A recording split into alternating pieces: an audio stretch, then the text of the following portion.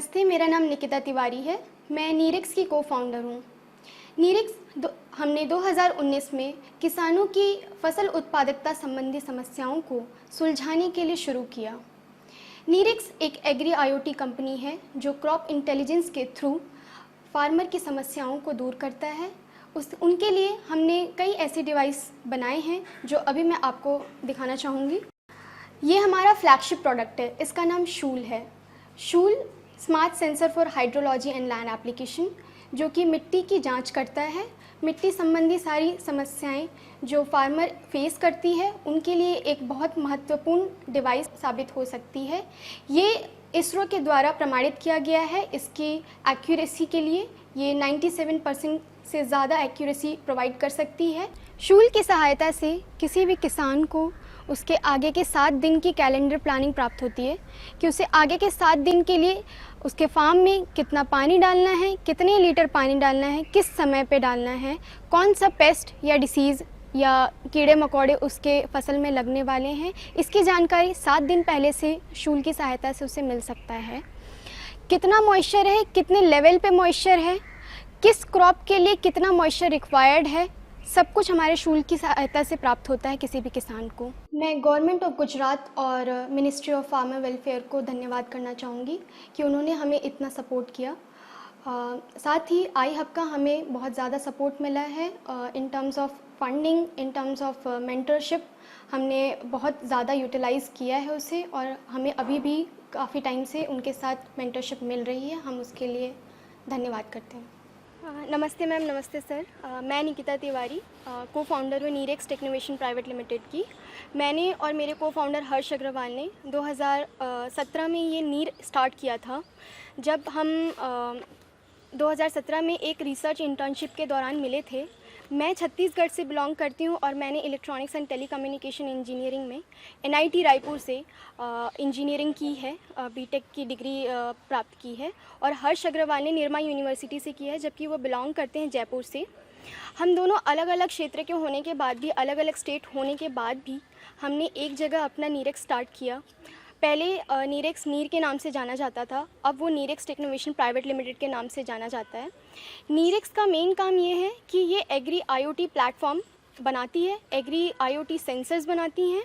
और हमने अपना फ्लैगशिप प्रोडक्ट, हमारा सबसे पहला प्रोडक्ट, इसका नाम शूल है, smart sensor for hydrology and land application, ये डेवलप किया है। ये इसरो के द्वारा वैलिडेटेड है और आईसीएआर दिल्ली ने भी इसे सपोर्ट किया है, मिनिस्ट्री ऑफ एग्रीकल्चर ने।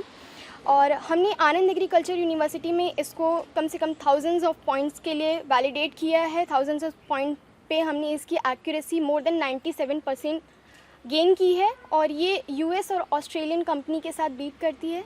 हम इंडिया के पहले ऐसे स्टार्टअप हैं और ऐसे पहले लोग हैं जिन्होंने dielectric based soil sensor develop किया है। तो ये वर्क ऐसे करता है कि इसको सॉइल में डालना होता है और within a second, within a minute आपके पास जो होगा जितनी भी जानकारी होगी मिट्टी की और क्लाइमेट की जानकारी, वो आपको मोबाइल फ़ोन में उपलब्ध हो जाएगी या आपके कंप्यूटर में उपलब्ध हो जाएगी। उसके बाद हम उसमें प्रोसेसिंग और डेटा एनालिटिक्स लगा के हम कितना मिट्टी में फसल को कितनी पानी की आवश्यकता है, कितनी उर्वरता की आवश्यकता है, कितना खाद प्रदान करना है, या पेस्ट कोई अगर लग जाता है तो वो पेस्ट एंड डिसीज़ उसके आने से पहले ही हम उसको बता देते हैं कि हाँ, आपके फसल में ये पेस्ट लगने वाला है, तो आपके लिए आपको ये चीज़ करनी चाहिए। तो हमारा जो स्टार्टअप है इन चीज़ों पे आधारित है और ये काम करती है। अच्छा, आप ये कृषि के बेसिस पर बना हुआ आपका स्टार्टअप है। तो आप क्या कृषि से आपके पिताजी कृषि मीन्स खेती करते थे या कुछ आपके परिवार में कुछ ऐसा था? क्योंकि इसमें जो प्रॉब्लम्स हैं वो सब उसके रिलेटेड हैं। कोई किसान को अपने जो प्रॉब्लम्स रहते हैं, तो आपके परिवार में कोई किसान है तो ये प्रॉब्लम्स आप सॉल्यूशन के लिए आपके मन में थॉट आया होगा।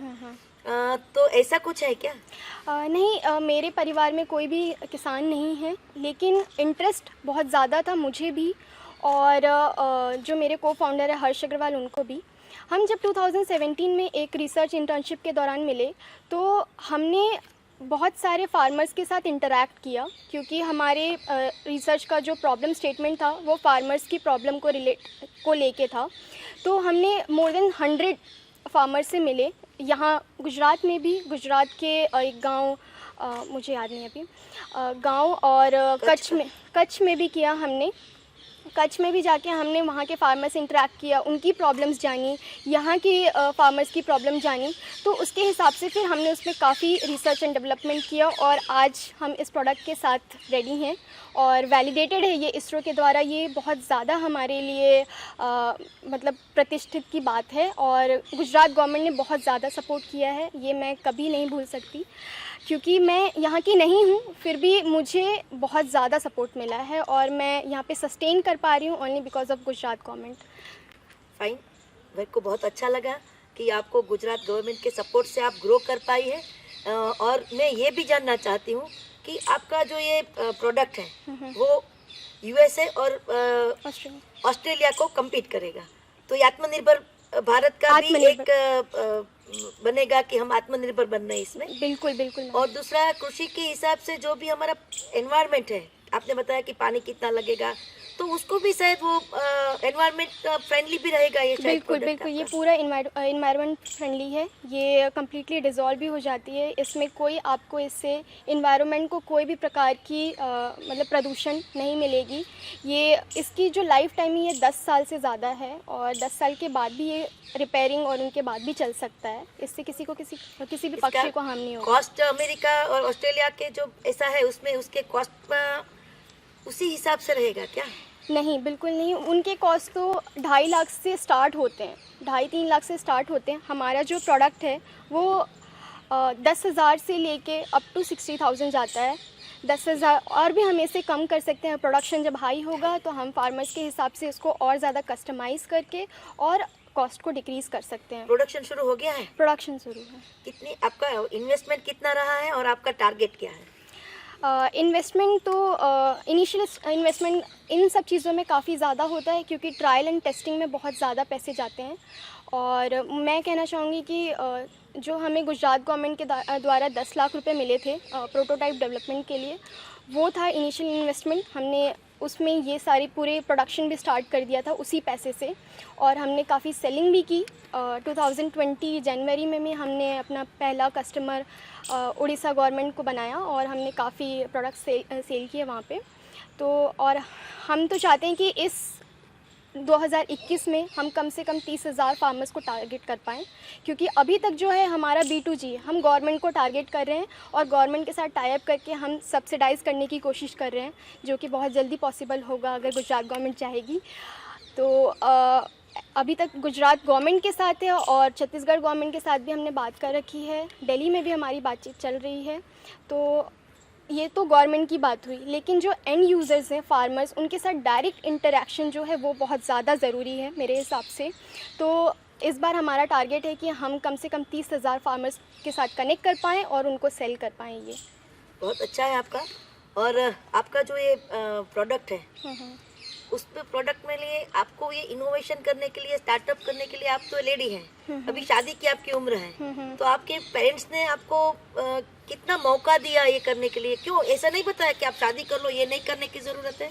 बिल्कुल मैम, ये मेरे लिए बहुत ज़्यादा इम्पॉर्टेंट क्वेश्चन है, क्योंकि मैं जब कॉलेज में थी, मैं छत्तीसगढ़ से हूँ और मेरा घर यहाँ से 1500 किलोमीटर दूर है। तो मेरे पेरेंट्स, मैं रायपुर से भी नहीं हूँ, मैं एक छत्तीसगढ़ के बहुत छोटे से सिटी अंबिकापुर से बिलोंग करती हूँ। तो मुझे पहले अंबिकापुर से रायपुर आना होता है, फिर रायपुर से मुझे यहाँ ट्रेन या फ़्लाइट जो भी है, रायपुर से यहाँ डायरेक्ट फ़्लाइट भी नहीं है, तो मुझे 8-10 घंटे का सफ़र करके यहाँ आना होता है। तो टोटल टाइम इज़ 30 आवर मेरे लिए।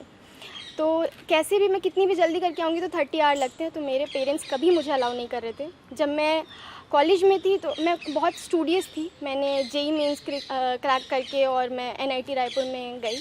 तो मेरे पेरेंट्स को लगता था कि मैं बहुत ऊंचाइयों तक जाऊंगी और मैं जा रही हूं उनकी दया से। तो वो हमेशा चाहती थी कि मैं एक IAS ऑफिसर बनूं और UPSC की तैयारी कर लूं। तो मैंने सेकेंड ईयर में, जब मैं 2017 में यहाँ रिसर्च इंटर्नशिप के दौरान आई, तो वो बहुत सपोर्टिव थे कि हाँ बहुत अच्छा करिए बेटी, मेरा इसरो में है, नाम है बहुत ज़्यादा, बहुत नाम था। तो उसके बाद फिर उन्होंने किया कि तुम यूपीएससी की तैयारी कर लो। तो मैंने थर्ड ईयर में यूपीएससी की तैयारी की। हाँ, 6 महीने मैंने किया। फिर मुझे लगा कि मैं कर सकती हूँ, लेकिन मेरा इंटरेस्ट इसमें नहीं जा रहा है, क्योंकि मैं बहुत ज़्यादा फार्मर के साथ कनेक्ट हो गई थी और मेरा था कि मुझे करना है तो ग्राउंड लेवल में जाके करना है, और मैं यूपीएससी के लिए नहीं बनी, मुझे ऐसा लगता था।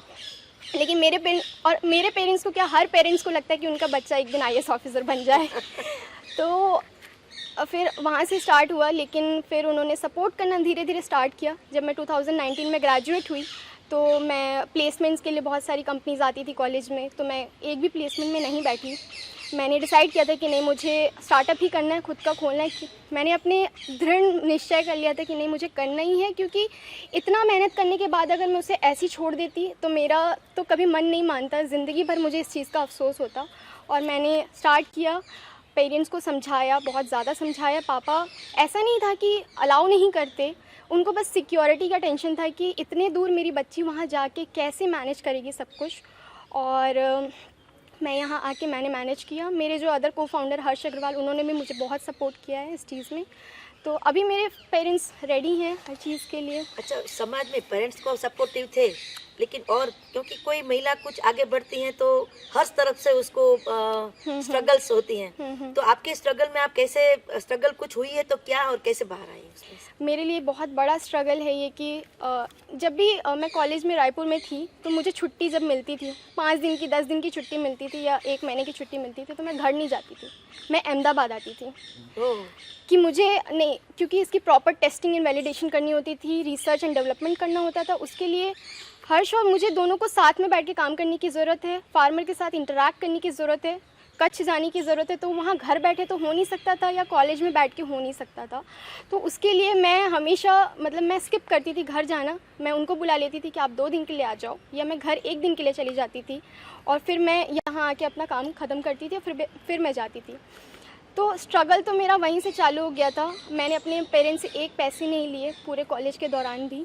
जो मुझे पॉकेट मनी मिलती थी उससे मैंने मैनेज कर करके मैंने अपने टिकट्स कराए, सब कुछ कराए, और फिर मैं आज यहाँ हूँ। दिखने में छोटी है लेकिन काम बहुत बड़ा किया है। और यस मैम, और वही बात है ना कि दिखने में छोटी हूँ, इसलिए मेरी कम्युनिटी जहाँ फार्मर के साथ इंटरेक्ट करना होता है, तो मैं एक तो लड़की और कम एज की लगती हूँ, छोटी लगती हूँ, तो वो सोचते हैं कि ये इमेच्योर होगी, इससे क्या बात करना। मुझे भाव ही नहीं मिलता, ऐसा हो जाता है कि मैं जैसे बताना चालू करूँ कि आपको ये करना है, वो करना है, नहीं, तो वो मेरे को फाउंडर की तरफ देखने लग जाते हैं कि उनसे समझेंगे।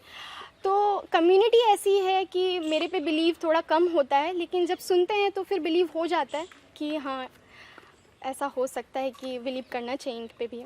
आप लोग रोल मॉडल बनेगी नेक्स्ट जनरेशन के लिए कि इन लोगों ने सब इतना अच्छा किया है, एक्सेप्टेंस अपनी स्वीकृति करवाई है दूसरे के पास। यस मैम, नेक्स्ट जनरेशन को ये करना, स्ट्रगल नहीं करना स्ट्रगल पड़ेगा, इतना नहीं ऐसा करना मेरे को पड़ेगा। लगता है। यस मैम, तो आपको बहुत बहुत बधाइयाँ हैं, थैंक यू। आपके पेरेंट्स को भी। आपने बहुत स्ट्रगल किया, छत्तीसगढ़ से यहाँ पे आना, बहुत बहुत स्ट्रगल किया है, लेकिन फ्यूचर आपका बहुत ब्राइट है।